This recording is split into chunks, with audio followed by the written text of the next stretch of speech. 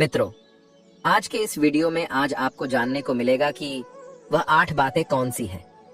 अगर मनुष्य इन 8 बातों को जान लेता है तो वह मनुष्य कभी गरीब नहीं रहता। इन 8 बातों को जानना प्रत्येक मनुष्य के लिए अत्यंत ही आवश्यक है। मित्रों, मैं आपको इन 8 बातों को एक कहानी के माध्यम से बताऊंगा। यह कहानी सभी के लिए अत्यंत ही लाभप्रद है। मित्रों, एक बार भगवान श्री कृष्ण जी के पास देवर्षि नारद जी आते हैं। तब भगवान श्री कृष्ण देवर्षि नारद जी से कहते हैं, हे नारायण भक्त नारद जी, आज आप हमारे यहाँ किस प्रयोजन से पधारे हैं। तब देवर्षि नारद जी कहते हैं कि हे प्रभु, मैं आपके पास अपने एक प्रश्न के निवारण के लिए आया हूँ। तब श्री कृष्ण कहते हैं कि कहो नारद जी, आपका कौन सा इतना अति आवश्यक प्रश्न आन पड़ा है जिसकी वजह से आप आज हमारे पास पधारे हैं। तब नारद जी कहते हैं कि हे भगवान, मुझे मनुष्यों के कल्याण के लिए आपसे 8 बातें जाननी है जो प्रत्येक मनुष्य के लिए अति आवश्यक हो, जिससे कलयुग के प्रत्येक मनुष्य का कल्याण हो सके।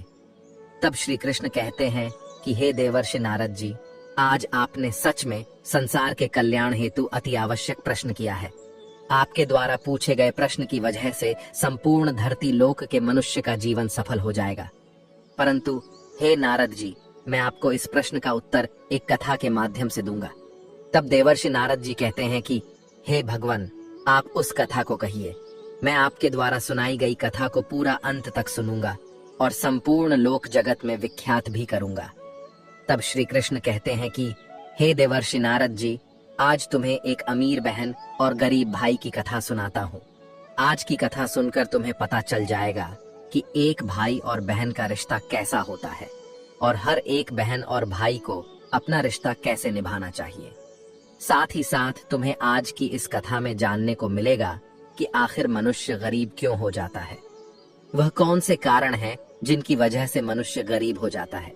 आखिर मनुष्य द्वारा किए गए ऐसे कौन से काम होते हैं जिनको करने से मनुष्य निर्धन हो जाता है और गरीबी के दलदल में फंसता चला जाता है। अब श्री कृष्ण कथा को सुनाना आरंभ करते हैं और कहते हैं कि हे देवर्षि नारद जी, बहुत पुराने समय की बात है। किसी नगर में एक बहुत ही धनवान माध्यम वर्ग का एक किसान रहता था। उस किसान के घर में 2 जुड़वा संतानें पैदा हुई थी। उन दोनों जुड़वा संतानों में से एक पुत्र था और दूसरी जो संतान थी वह पुत्री थी। उस किसान ने अपने पुत्र का नाम राहुल रखा और अपनी पुत्री का नाम चित्रा रखा। इधर जब उस किसान की संतानें बड़ी होने लगीं, धीरे धीरे जब उनकी आयु एक दिन विवाह के योग्य हो गई तो किसान को अपने बच्चों की विवाह की चिंता सताने लगती है। एक दिन किसान किसी कार्य से अपने पड़ोस के एक शहर में जाता है तो वहां पहुंचकर एक व्यापारी का पुत्र उसे पसंद आ जाता है और उस व्यापारी के पुत्र के साथ में वो अपनी बेटी चित्रा का विवाह कर देता है। वह किसान अपनी पुत्री के विवाह में कोई कमी नहीं छोड़ता है। इस प्रकार से चित्रा अपने पिता के यहाँ से विदा होकर अपने ससुराल चली जाती है। उस किसान ने अपने बेटी को विदा करने के बाद वह अपने पुत्र के विवाह के बारे में सोचने लगता है। उसके मन में यह चल रहा था कि बेटी तो मेरी अपने घर की हो गई, अब मुझे अपने पुत्र का विवाह कर देना चाहिए।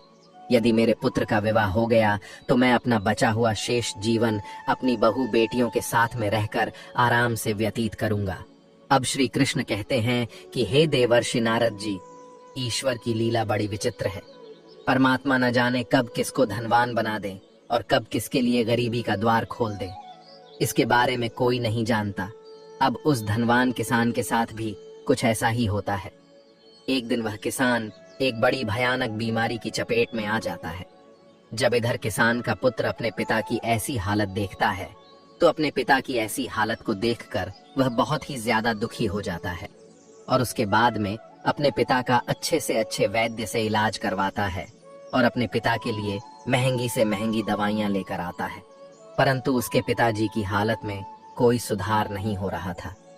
धीरे धीरे उस किसान की धन संपत्ति सारी पिता के इलाज में चली गई। इस प्रकार अपने पिता का इलाज कराते हुए उस किसान का पुत्र अब गरीबी के कगार पर आकर खड़ा हो जाता है।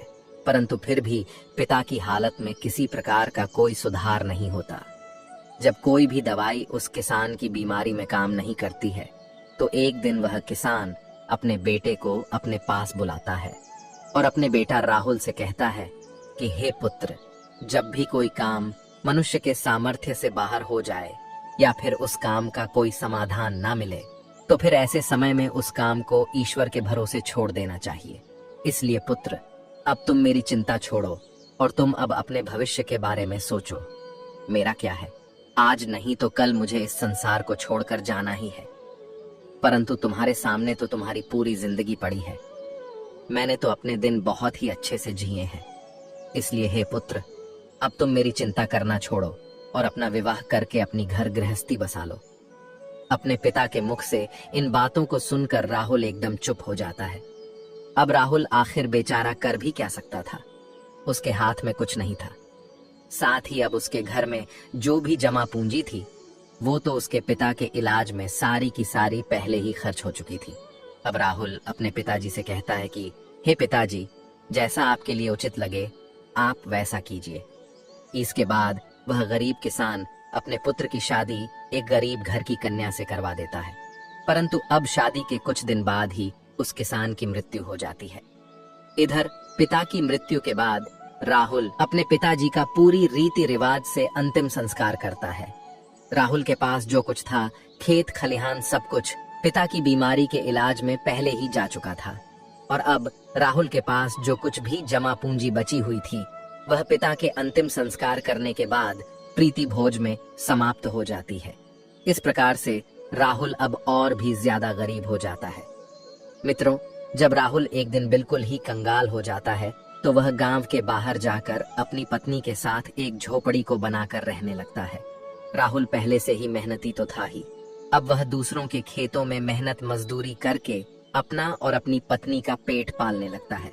और राहुल की बहन चित्रा, जिसका विवाह एक धनी व्यापारी के घर में हुआ था, उसे जब अपने भाई की स्थिति के बारे में पता चलता है तो वह धनवान बहन अपने गरीब भाई से घृणा करने लग जाती है। मित्रों, अब श्री कृष्ण कहते हैं कि हे देवर्षि नारद जी, कलयुग का प्रत्येक मनुष्य धन का लोभी होता है। जैसे वो राहुल की बहन राहुल के पास धन ना देखकर अपने ही सगे भाई से घृणा करने लगी। वह मन में सोचने लगी कि मेरा भाई अब तो बिल्कुल ही कंगाल हो चुका है, उसका घर जमीन सब बिक गया है और अब उसके पास में एक फूटी कौड़ी भी नहीं बची है। यदि वह ऐसी हालत में वह मेरे ससुराल आता है तो उसे देख देख कर मेरी देवरानियां और जेठानियां मेरा बड़ा ही अपमान करेंगी और मेरा मजाक बनाएंगी कि तेरे मायके वाले तो बिल्कुल ही कंगाल है। अब ऐसे तो मेरे ससुराल में मेरी बहुत ही ज्यादा बदनामी हो जाएगी। इस कारण से वह चित्रा अपने सगे भाई से रिश्ता तोड़ देती है। वह बहन अपने भाई के लिए इतनी निर्दयी हो जाती है कि न तो चित्रा अपने भाई को अपने ससुराल बुलाती है और न ही कभी अपने भाई के घर जाती है। अब चित्रा के भाई राहुल को धीरे धीरे अच्छी तरह से पता हो जाता है कि अब मेरी प्यारी सी मुस्कान वाली जो बहन हुआ करती थी, वही बहन आज मुझसे नफरत क्यों कर रही है। इसलिए राहुल भी अपनी बहन के ससुराल कभी नहीं जाता है। इस प्रकार से चित्रा तो बड़े ऐसो आराम के साथ में अपनी ससुराल में अपनी जिंदगी गुजार रही थी, परंतु राहुल मेहनत मजदूरी करने के बाद भी अपनी पत्नी के साथ झोपड़ी में रहकर किसी तरह से अपने जीवन के दिनों को काट रहा था। अब श्री कृष्ण कहते हैं, हे देवर्षि नारद जी, ऐसे ही करते करते कुछ साल गुजर जाते हैं। अब चित्रा की भी संतानें बड़ी हो चुकी थीं। कुछ साल गुजरने के बाद एक दिन राहुल की बहन चित्रा के लड़के का विवाह तय हो जाता है, लेकिन राहुल की बहन चित्रा अपने भाई को निमंत्रण का आमंत्रण नहीं भेजती। जब राहुल को इस बात का पता चलता है कि उसके भांजे की शादी होने वाली है, तो इस बात को सुनकर राहुल प्रसन्न हो जाता है और अपनी पत्नी के पास जाकर इस बात की खबर देता है। राहुल की पत्नी का नाम दिव्यानी था। जब राहुल अपनी पत्नी दिव्यानी को यह बातें बताता है कि मेरी बहन के बेटे की शादी है और हम सभी को बहन के घर जाना है, अब राहुल की पत्नी को इस बात की जानकारी होती है कि ननद के बेटे की शादी है, तो वह इस बात को सुनकर अत्यंत ही खुश हो जाती है। अब वह सोचने लगती है, चलो इसी बहाने से सही, कम से कम मैं अपनी ननंद से जाकर के मिल तो आऊंगी और उसके घर को देख आऊंगी। दिव्यानी खुश होकर अपने पति से कहती है, हे पतिदेव, मैं आपके साथ में जरूर चलूंगी, लेकिन पहले मुझे यह बताओ, क्या हमारी प्यारी ननद ने हमारे लिए निमंत्रण के लिए आमंत्रण पत्र भेजा है या नहीं। अपने पत्नी के मुख से इन बातों को सुनकर अब राहुल बिल्कुल ही चुप हो जाता है। अब राहुल अपनी पत्नी दिव्यानी से कहता है कि हे प्रिय, न्योता तो नहीं आया है, पर मुझे यह दूसरों के द्वारा खबर मिली है कि हमारे भांजे की शादी है। परंतु इससे क्या फर्क पड़ता है कि न्योता आया है कि नहीं, आखिर वह भी तो हमारी बहन का ही बेटा है। तब दिव्यानी अपने पति राहुल से कहती है, हे प्रिय, देखो, बात तो आपकी सही है कि आपके भांजे की शादी है, लेकिन बिना निमंत्रण के ननद के घर जाना उचित नहीं है और आपको भी वहां नहीं जाना चाहिए। राहुल अब अपनी पत्नी दिव्यानी को समझाता है कि हे प्रिय, चित्रा के ससुराल वाले बड़े ही धनवान आदमी हैं, उन्हें हमारी याद नहीं रही होगी, या फिर हो सकता है कि उन्होंने हमारे यहाँ पर निमंत्रण भिजवाया हो, लेकिन निमंत्रण वाला पर्चा हमारे पास तक नहीं पहुंचा हो।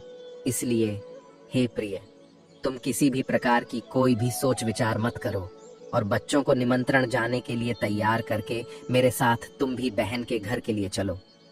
जब दिव्यानी ने अपने पति राहुल की इन बातों को सुना, तब उसने जवाब दिया। दिव्यानी कहने लगती है, हे पिया, यदि तुम जाना चाहते हो तो तुम जा सकते हो, लेकिन बिना निमंत्रण के मैं नहीं जाऊंगी। राहुल ने जब अपनी पत्नी के मुख से ऐसी बातें सुनी तो रोहित कहता है, ठीक है, यदि तुम्हारी यही इच्छा है तो तुम बच्चों के साथ घर पर ही रहो। मैं अकेला चित्रा के ससुराल के लिए चला जाता हूँ। यदि मैं अपनी बहन के ससुराल नहीं गया तो मेरी बहन की देवरानियां और जेठानियां मेरी बहन को ताना मारेगी और कहेंगी कि खर्चा ना हो जाए, इसलिए तेरा भाई नहीं आया। अब इतना कहकर के राहुल घर के अंदर से बाहर चला जाता है। अब श्री कृष्ण कहते हैं, हे देवर्षि नारद जी, अब राहुल जो था वह बहुत ही ज्यादा गरीब हो चुका था। राहुल के पास चावल और वस्त्र खरीदने के लिए पैसे नहीं थे। अब राहुल अपनी बहन के घर जाने के लिए वह अपने मित्र से थोड़े से पैसे उधार लेता है। अब राहुल ने उधार लिए हुए पैसों से अपनी बहन चित्रा और अपने बहनोई के लिए सुंदर सुंदर वस्त्र खरीदता है और उन कपड़ों को लेकर के अपनी बहन के ससुराल के लिए चल देता है। पैदल चलते चलते राहुल को सुबह से शाम हो जाती है। तब वह अपनी बहन के दरवाजे पर पहुंचता है और दरवाजे के एक तरफ जाकर के खड़ा हो जाता है। राहुल बेचारा दरवाजे पर खड़े होकर अपनी बहन चित्रा के आने का इंतजार कर रहा था। तभी चित्रा की जेठानी की नजर राहुल पर पड़ जाती है और वो राहुल को पहचान लेती है। राहुल को देखने के बाद चित्रा की जेठानी जाकर चित्रा से बताती है कि हे चित्रा, आज तेरा भाई तेरे घर आया है, जाके देख, तेरा भाई तेरे दरवाजे पर खड़ा है। जब चित्रा ने अपनी जेठानी के मुख से ऐसी बातों को सुनती है तो वह अपनी जेठानी से पूछने लगती है कि हे बहन, यदि तुमने मेरे भाई को द्वार पर खड़ा देखा है तो मुझे यह बताओ, मेरा भाई मेरे ससुराल में किस हालत में आया है और मेरे भाई ने आखिर कैसे कपड़े पहने हैं। अब चित्रा की जेठानी कहती है कि तुम्हारा भाई फटे पुराने वस्त्र पहनकर तुम्हारे द्वार पर खड़ा है, वो तुम्हारे आने का इंतजार कर रहा है। यह सुनकर चित्रा गुस्से से भर जाती है और सभी से नजरों को बचाते हुए अपने भाई के पास पहुंचती है। राहुल जब अपनी बहन चित्रा को अपने पास आते हुए देखता है तो खुशी के मारे उसका चेहरा खिल उठता है। अपनी बहन को देखकर के राहुल की आंखों में आंसू आ जाते हैं। उसके बाद चित्रा अपने भाई को अपने साथ में लेकर सबकी नजरों से बचाते हुए अपने घर के अंदर सबसे अंदर ले जाती है और पूछने लगती है कि हे भाई, तुम्हारे पास आखिर किसने निमंत्रण भेजा था जो तुम यहाँ चले आए। तब राहुल कहता है, बहना, तुमने तो अपने भाई को बिल्कुल भुला ही दिया है, परंतु मुझे किसी से पता चला कि मेरे भांजे की शादी है, इसीलिए मैं तुम्हारे लिए और तुम्हारे बेटे के लिए नए कपड़े लेकर आया हूँ। अपने भाई के मुख से इन बातों को सुनकर के चित्रा कहने लगती है, हे भाई, तुम्हें इस तरीके से बेशर्मों की तरह मेरे घर नहीं आना चाहिए था। तुम इस तरीके से फटे पुराने कपड़े पहनकर मेरे घर तक चले आए, यह मेरे लिए बड़े लाज की बात है। कम से कम अपनी नहीं तो मेरी इज्जत, मेरे मान सम्मान का ख्याल तो किया होता। आखिर तुम्हारी तो कोई इज्जत नहीं, कम से कम तुमने हमारी इज्जत के बारे में तो सोचा होता। चित्रा के मुंह से ऐसे कटु शब्द सुनकर वो मजबूर भाई का कलेजा छलनी हो जाता है। अब श्री कृष्ण कहते हैं, हे देवर्षि नारद जी। तब राहुल अपनी बहन के पैरों में गिरकर माफी मांगने लगता है। राहुल कहता है, हे बहन, मुझे क्षमा कर दो। मुझे नहीं पता था कि मेरी वजह से यहाँ तुम्हारी बदनामी होगी। मैं तो हमेशा से यही चाहता हूँ कि तुम्हारी बदनामी ना हो, तुम्हारी देवरानी जेठानी तुम्हें ताना ना मारे, इसीलिए तो मैं तुम्हारे लिए नए वस्त्र लेकर आया हूँ। यदि मुझे यह बातें पहले ही पता होती कि तुम मेरी वजह से इतनी आहत हो जाओगी कि तुम्हें मेरे आने से इतना बुरा लगेगा, तो मैं तुम्हारे दरवाजे पर कभी नहीं आता। मैं तो यह सोचकर आया था कि मेरे भांजे की शादी है। यदि मैं नहीं पहुंचा तो मेरी बहन की देवरानी जेठानी मेरी बहन को ताने मारेगी। चित्रा को राहुल की बातों को सुनकर गुस्सा जब थोड़ा सा शांत होता है, तब वो राहुल से कहती है, चलो, जब तुम आ ही गए हो तो मेरी एक बात तुम कान खोलकर सुन लो। जब तक मेरे बेटे की शादी नहीं हो जाती, तब तक इस जगह पर बंद रहना और भूल कर भी इस कमरे से बाहर निकलने की गलती मत करना, वरना तुम्हें देखकर लोग कहेंगे चित्रा का भाई तो भिखारी है। जब सभी मेहमानों के लिए भोजन बन जाएगा तो मैं तुम्हें भोजन की थाली इस कमरे में पहुंचा दूंगी। तुम भोजन खा करके चुपचाप पिछले दरवाजे से अपने घर को चले जाना। राहुल कहता है, ठीक है बहना, मैं आज रात को ही तुम्हारे घर से अपने गांव के लिए चला जाऊंगा, मगर मेरी तुमसे एक विनती है। मैं तुम्हारे लिए और जीजा जी के लिए जो कपड़े लाया हूं, तुम उन कपड़ों को रख लो। उन्हें मैं तुम्हारे लिए बड़े प्यार से लाया हूं। चित्रा ने अपने भाई से कपड़ों को लेकर कमरे के बाहर चली जाती है और जाते समय बाहर से उस कमरे की कुंडी लगा जाती है। राहुल उस कमरे में बैठकर अपनी बहन के वापस आने का इंतजार करने लगता है। अब श्री कृष्ण कहते हैं, हे देवर्षि नारद जी।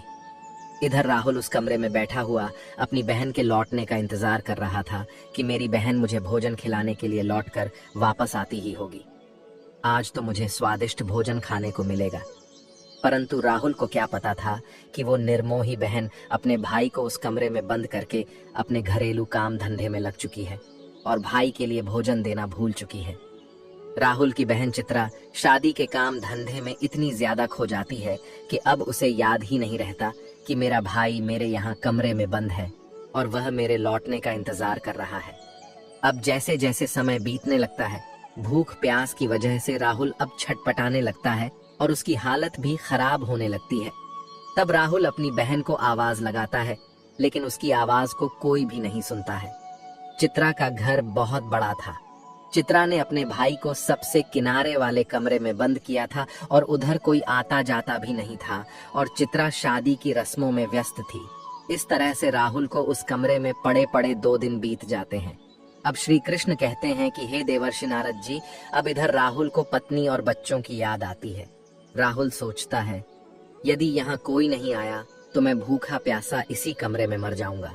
यदि मैं मर गया तो मेरे पत्नी सहित बच्चों का क्या होगा? मेरे ना होने पर कैसे मेरी पत्नी बच्चों का पालन पोषण करेगी? यही सब कुछ सोचते सोचते और कमजोरी की वजह से राहुल बेहोश होने लगता है। तभी किसी काम की वजह से चित्रा की जेठानी कमरे के पास से गुजरती है। जब राहुल के कानों में किसी के आने की आवाज सुनाई देती है, राहुल अपनी पूरी ताकत से उस कमरे का दरवाजा पीटने लगता है। जब चित्रा की जेठानी के कानों में उस दरवाजे को पीटने की आवाज जाती है तो वो दरवाजे को खोल कर देखती है तो अंदर राहुल को देखकर वह चौंक जाती है और राहुल से पूछने लगती है, हे भाई, तुम्हें इस कमरे में किसने बंद किया है? राहुल इस बात का कोई जवाब नहीं देता है क्योंकि वह अपनी बहन को उसकी ही जेठानी की नजरों में गिराना नहीं चाहता था। परंतु जब चित्रा की जेठानी ने दोबारा पूछा तो राहुल झूठ मूठ कह देता है कि मैं इस कमरे में आराम कर रहा था। तभी किसी ने गलती से बाहर से दरवाजे की कुंडी लगा दी और मैं इस कमरे में बंद हो गया। बहन, यदि तुम आज नहीं आती तो मेरे प्राण आज चले जाते। और इतना कहने के बाद राहुल घर के पिछले दरवाजे से चुपचाप बाहर निकलकर चला जाता है। राहुल बेचारा 3 दिन का भूखा प्यासा था। वह चुपचाप अपने घर की तरफ को चल देता है। अंत में वह चलते चलते काफी दूर निकल जाता है तो भूख प्यास के मारे उससे ठीक से रास्ते पर चला भी नहीं जा रहा था। उसे एक कदम चलते ही चक्कर आने लगता है। जब राहुल चलते चलते खूब थक जाता है और जैसे ही राहुल का सिर चकराता और वह जमीन पर गिरने वाला होता है, तभी वहां पर कहीं से एक बूढ़ी औरत आ जाती है और वह बूढ़ी औरत राहुल के गिरने से पहले ही राहुल को पकड़ लेती है। अब श्री कृष्ण कहते हैं, हे देवर्षि नारद जी, जब कुछ घंटे बाद राहुल को दोबारा होश आता है तो राहुल स्वयं को एक बूढ़ी औरत की गोद में लेटा हुआ पाता है। वह बूढ़ी औरत एक पंखा लेकर उसको हवा कर रही थी। होश आने के पश्चात राहुल खड़ा हो जाता है और खड़े होने के बाद में उस बूढ़ी औरत से कहता है, हे माँ, तुम कौन हो मित्रों? अब श्री कृष्ण कहते हैं, हे देवर्षि नारद जी, जिस बूढ़ी माँ की गोद में वह बेचारा राहुल लेटा हुआ था, वह बूढ़ी माँ साक्षात देवी माँ थी। क्योंकि राहुल की पत्नी सुशीला रोज उस देवी माँ की पूजा किया करती थी और पूर्ण श्रद्धा से भाव से देवी माँ की भक्ति किया करती थी। इसीलिए जब रोहन चक्कर खाकर के गिरने वाला होता है तो उसी समय पर देवी माँ प्रकट होकर रोहन को संभाल लेती है और रोहन का सिर अपनी गोद में रखकर उसे अपनी गोद में सुला लेती है। जब रोहन को होश आता है तो वह देवी माता के लिए प्रणाम करके कहता है, हे देवी माँ, तुम कौन हो? अब श्री कृष्ण कहते हैं कि हे देवर्षि नारद जी। वह बूढ़ी औरत कहती है, मैं एक दुखिया हूँ और इस जंगल को अपना घर समझकर इस जंगल के बीचों बीच वास करती हूँ। तब राहुल उस बुढ़िया को प्रणाम करके अपने घर के लिए वहां से चलने लगता है। तभी उस समय पर बूढ़ी औरत कहती है, बेटा, तुम भला कहाँ से आ रहे थे और इधर कहाँ को जा रहे हो? तब राहुल बताता है, हे माँ, मेरे भांजे की शादी थी, इसी वजह से मैं अपनी बहन के घर गया हुआ था और इधर मेरा गांव है, मैं इधर अपने गांव के लिए जा रहा हूँ। तो बूढ़ी औरत राहुल से कहती है, बेटा, यदि तुम बुरा ना मानो तो मैं तुमसे एक बात पूछना चाहती हूँ। तब राहुल कहता है, पूछो माँ, तुम मुझसे क्या पूछना चाहती हो? बूढ़ी औरत कहती है कि बेटा, यदि तुम अपनी बहन के घर से आ रहे हो, जैसा तुमने मुझे बताया कि तुम्हारी बहन के यहाँ पर शादी थी, तो फिर तुम खाली हाथ कैसे अपने घर जा रहे हो? क्या तुम्हारी बहन ने तुम्हारे बच्चों और पत्नी के लिए कुछ नहीं भेजा क्या? तब उस बूढ़ी औरत के मुख से ऐसी बातों को सुनकर के राहुल की आंखों में आंसू आ जाते हैं। राहुल उस बूढ़ी औरत को सारी बात बता देता है। इस प्रकार से राहुल के मुंह से पूरी घटना को सुनने के बाद में वह बूढ़ी माता कहती है, हे पुत्र, तुम किसी भी प्रकार की चिंता मत करो, जो हुआ उसे भूल जाओ और सुनो, यहाँ से कुछ दूरी पर मेरा एक बगीचा है। उस बगीचे में अनेकों प्रकार के फल लगे हुए हैं। तुम उस बगीचे में चल कर के पहले कुछ फल खाकर अपना पेट भर लो, क्योंकि तुमने 2 दिन से कुछ नहीं खाया है। जब तुम्हारा पेट भर जाए तो कुछ फल तुम अपनी पत्नी और बच्चों के लिए भी तोड़ कर रख लेना। जब तुम्हारी पत्नी और बच्चे जब भी तुमसे मिलेंगे तो पूछेंगे कि तुम अपनी बहन के ससुराल से क्या लेकर के आए हो, तो तुम कह देना, मेरी बहन ने तुम्हारे लिए फल भेजे हैं। ऐसा करने से तुम अपनी पत्नी और बच्चों के सामने शर्मिंदा होने से बच जाओगे और इससे तुम्हारी मान प्रतिष्ठा भी बची रहेगी। राहुल इस प्रकार से जब बूढ़ी औरत की इन बातों को सुनता है तो वह उनकी बात मान करके राहुल बूढ़ी औरत के बगीचे में पहुंच जाता है। उस बगीचे में नाना प्रकार के फल लगे हुए थे। तब राहुल उन वृक्षों से फल तोड़कर खाने लगता है और जब उसका पेट भर जाता है तो कुछ फलों को तोड़ करके वह अपने थैले में रख लेता है। यह सब करने के बाद में राहुल उस बूढ़ी औरत से आज्ञा लेकर अपने घर के लिए चलने को तैयार होता है। तो वह बूढ़ी औरत राहुल से कहती है, हे पुत्र, जाते समय तुम मेरी इन 8 बातों को ध्यान से सुनते जाओ, ये तुम्हारे जीवन में बहुत ज्यादा काम आएंगी। मित्रों, अब श्री कृष्ण कहते हैं, हे देवर्षि नारद जी, आपने अभी तक जो कहानी सुनी है कि वह 8 बातें कौन सी हैं जिसे सबको पता होना चाहिए। अब इस कथा में आपको वह 8 जानने को मिल जाएंगी। अब श्री कृष्ण कथा को आगे बढ़ाते हुए कहते हैं कि इस प्रकार से बूढ़ी औरत जो साक्षात देवी का अवतार थी, वह राहुल को 8 बातें बताती है। उन 8 बातों को सुनकर के राहुल अपने घर के लिए चल देता है। जब राहुल फलों से भरे हुए उस थैले को लेकर अपने घर पर पहुंचता है, तब राहुल के छोटे छोटे बच्चे और राहुल की पत्नी राहुल के पास आते हैं और पूछने लगते हैं, पिताजी, आप बुआ के घर से आ रहे हो, आखिर बुआ ने हमारे लिए क्या भेजा है? राहुल ने जब अपने बच्चों के मुंह से यह सुना, तब राहुल ने अपने हाथों का थैला अपनी पत्नी को थमा दिया और थैला देने के बाद राहुल घर से बाहर निकलकर चला जाता है। राहुल के जाने के बाद में राहुल की पत्नी जब उस थैले को खोलकर देखती है तो थैले के अंदर का नजारा देखकर राहुल की पत्नी एकदम से हैरान रह जाती है। दिव्यानी थैले में देखती है कि वो थैला पूरा सोने चांदी के रूप में बने फलों से भरा हुआ है। राहुल जो फल लाया था उसमें से कुछ अनार भी थे। जब राहुल की पत्नी ने अनार को फोड़ा तो अनार के फलों से हीरे निकलते हैं। ये सब देख करके राहुल की पत्नी बहुत खुश हो जाती है। वह भागी भागी अपने पति के पास में पहुंचती है और अपने पति के पास पहुंच करके अपने पति से कहती है कि हे प्रिय, तुम तो शादी में गए थे और आखिर तुम लेकर क्या आए हो? अपनी पत्नी की इन बातों को सुनकर राहुल सोचने लगता है कि मेरे घर वालों को शायद फल पसंद नहीं आए होंगे, इसीलिए मेरी पत्नी मुझसे ऐसी बात पूछ रही है। मुझे तो अपने बच्चों के लिए लड्डू पेड़ा लेकर आना चाहिए था। तब राहुल अपनी पत्नी से कहता है, हे प्रिय बहन ने जो कुछ भी भेजा है वह मैंने लाकर तुम्हें दे दिया। अब जो कुछ भी थैले में है उसे ही बच्चों को बांट कर दे दो।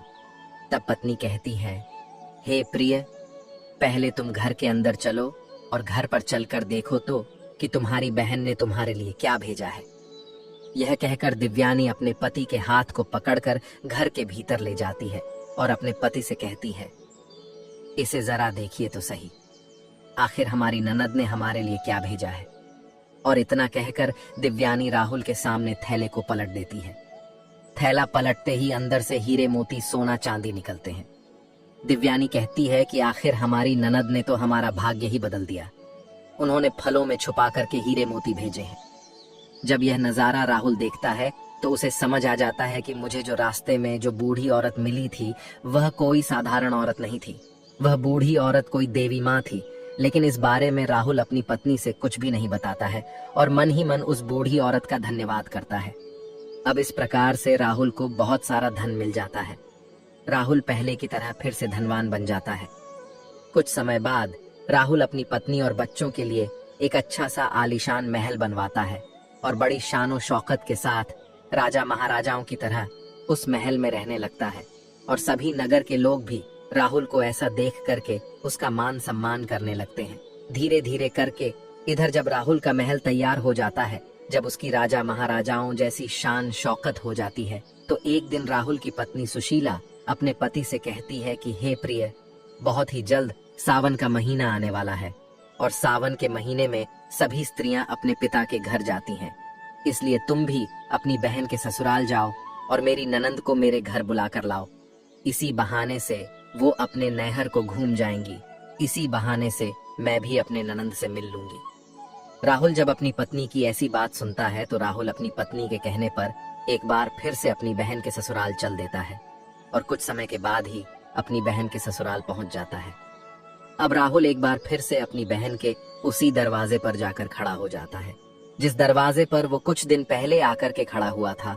उसी समय पर चित्रा की जेठानी घर से बाहर निकलती है और बाहर का नजारा देख करके वह तुरंत ही दौड़ी दौड़ी चित्रा के पास में चली जाती है और चित्रा से कहती है कि हे चित्रा बहन, आज भी तेरा भाई आया है। अपनी जेठानी के मुख से इस बात को सुनकर चित्रा कहने लगती है, हे बहन, कोई भी भिखारी मेरा भाई नहीं हो सकता। मेरा कोई भाई वाई नहीं है। दरअसल चित्रा ऐसा इसलिए कह रही थी क्योंकि चित्रा इस बार भी अपने भाई को वही भिखारी ही समझ रही थी। लेकिन जब उसकी जेठानी बताती है कि चित्रा, तुम्हारा भाई आज भिखारियों की तरह नहीं, राजा महाराजाओं की तरह आया है। तुम्हारे भाई को देखकर ऐसा लग रहा है मानो जैसे वो किसी देश का राजा महाराजा हो। तुम्हारे भाई के आगे पीछे सैनिक हैं। तुम्हारे दरवाजे पर एक बड़ी सुंदर सजी हुई रथ गाड़ी खड़ी है। भला एक बार जाकर तो देखो। अब चित्रा ने अपनी जेठानी के मुख से इन बातों को सुनती है तो उसे अपनी जेठानी की बातों पर किसी प्रकार का कोई यकीन नहीं होता है और सच्चाई जानने के लिए अपने भाई को छुप कर देखने लगती है। जैसे ही चित्रा ने अपने भाई के उस रूप को देखा तो अपने भाई के ठाठ बाट को देख करके चित्रा एकदम चकित रह गई।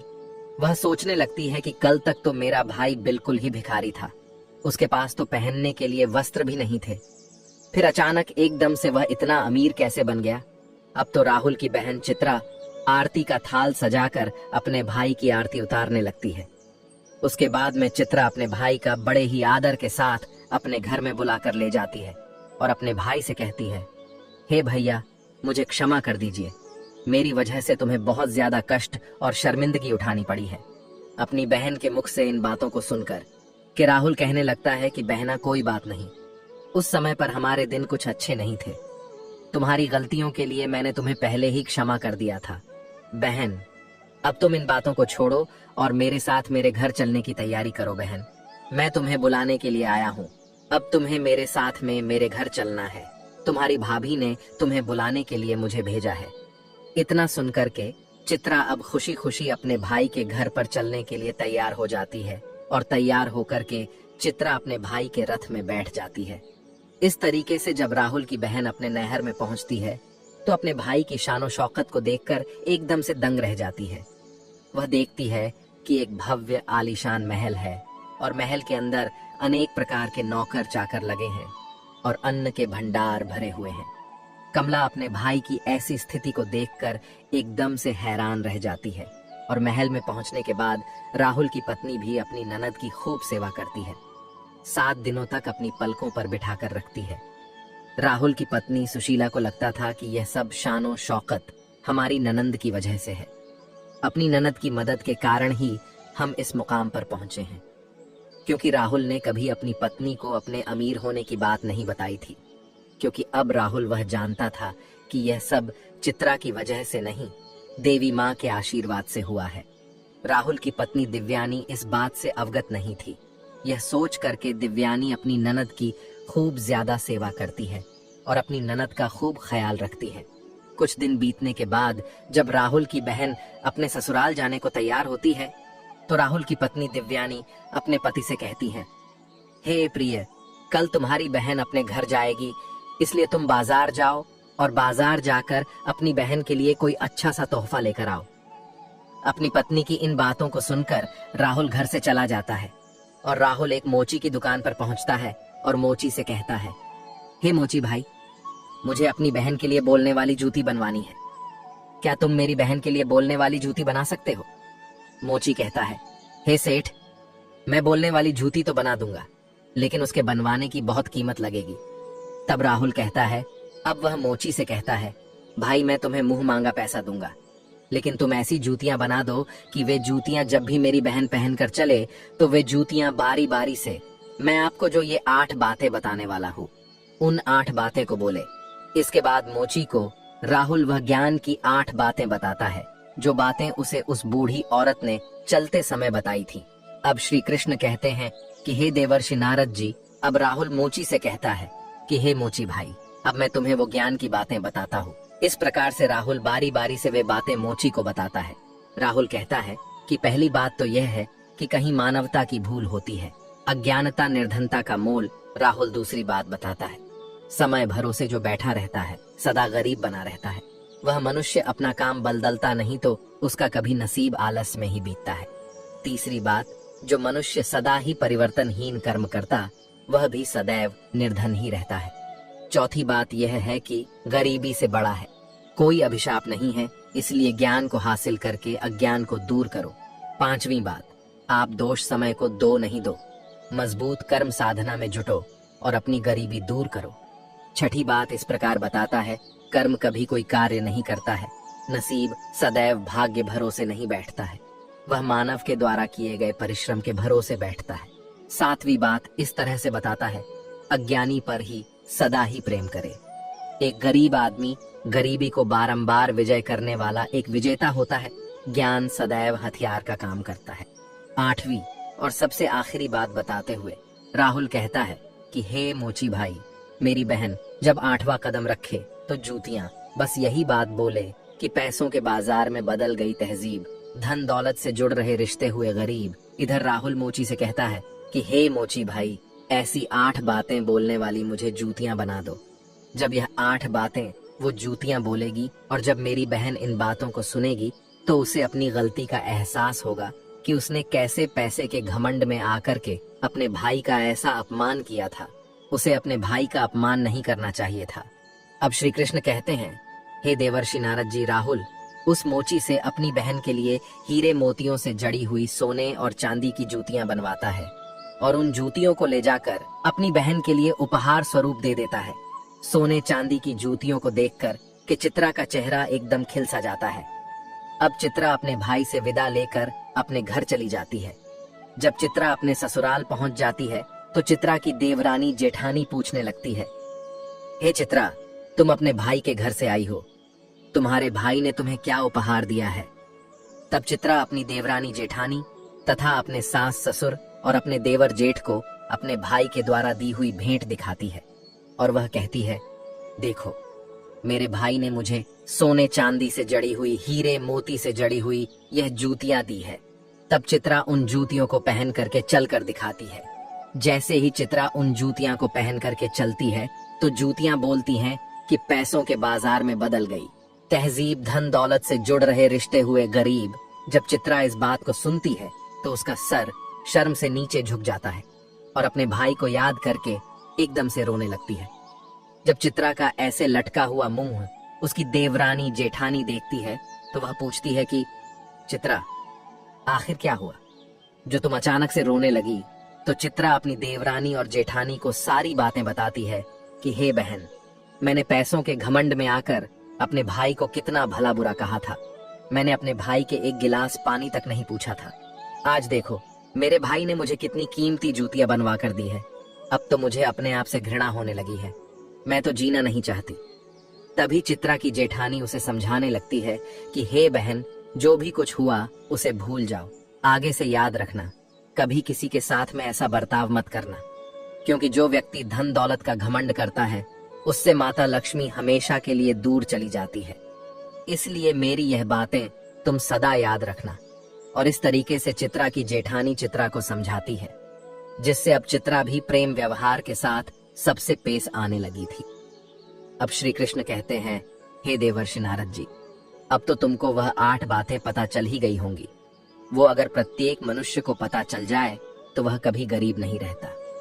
अब देवर्षि नारद जी कहते हैं कि हे प्रभु, मुझे अभी भी नहीं पता चल पाया है, कृपया स्पष्ट बताने की कृपा करें। अब श्री कृष्ण कहते हैं, ठीक है देवर्षि नारद जी, मैं तुमको बताता हूँ कि वह 8 बातें कौन सी है जिन्हें जानने के बाद मनुष्य कभी गरीब नहीं रहता है।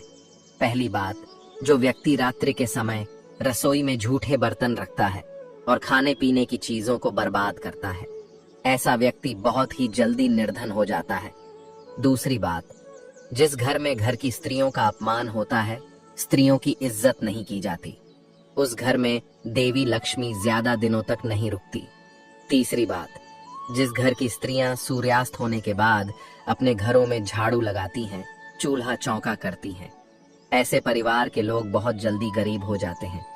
चौथी बात, जिस घर परिवार में पैसों की कदर नहीं की जाती, बेफिजूल कार्यों में पैसे बर्बाद किए जाते हैं, ऐसे घरों से भी माता लक्ष्मी रूठ कर चली जाती है। पांचवी बात, जो लोग पैसे आने के बाद में उस पैसे से दूसरों के मान प्रतिष्ठा को ठेस पहुंचाते हैं या फिर अपने धन के बलबूते पर दूसरे लोगों को परेशान करते हैं, ऐसे लोगों के घरों से भी माता लक्ष्मी बहुत जल्दी चली जाती है। छठी बात, जिस घर के लोग अपने कर्तव्यों का पालन नहीं करते, जो अपने कार्यों को कल पर टालते रहते हैं, उन लोगों के घरों से भी माता लक्ष्मी रूठ जाती है। सातवीं बात, जिस घर परिवार के लोग अपने से बड़े लोगों की इज्जत नहीं करते, अपने से बड़ों का कहना नहीं मानते या फिर अपने से बड़ों से कटु शब्द बोलते हैं, ऐसे लोगों को भी गरीबी का सामना करना पड़ता है, वह भी निर्धनता के हकदार होते हैं। आठवीं और अंतिम बात, जिस घर में परिवार के लोग अपने मेहमानों का सम्मान नहीं करते, अपने मेहमानों का आदर भाव नहीं करते या फिर अपने दरवाजे से किसी भी मनुष्य को खाली हाथ लौटा देते हैं, ऐसे लोगों के यहाँ से भी माता लक्ष्मी नाराज होकर चली जाती है। अब जो भी मनुष्य इन 8 बातों को हमेशा गांठ में बांध कर रखता है, उसका भाग्य उसी तरह से उज्जवल हो जाता है जैसे राहुल का भाग्य उज्जवल हुआ। अब श्री कृष्ण कहते हैं, हे देवर्षि नारद जी, अब तो आपको आपके प्रश्न का उत्तर भी मिल गया होगा और उन 8 बातों के बारे में भी पता चल गया होगा। तब देवर्षि नारद जी कहते हैं, हे माधव, आपके आशीर्वाद से मुझे सब कुछ मालूम हो गया है। आपका मुझे इस प्रकार का ज्ञान देने के लिए सत सत नमन मित्रों। इस प्रकार माया का कभी घमंड नहीं करना चाहिए। ईश्वर ना जाने कब किसके लिए गरीब का द्वार खोल दे और कब किसके लिए अमीरी का द्वार खोल दे, इस बात को किसी को पता नहीं है। यह बात उस मनुष्य के समझ में भी आ जाती है कि पैसों के घमंड में आकर कभी भी किसी का अपमान या अनादर नहीं करना चाहिए। तो मित्रों,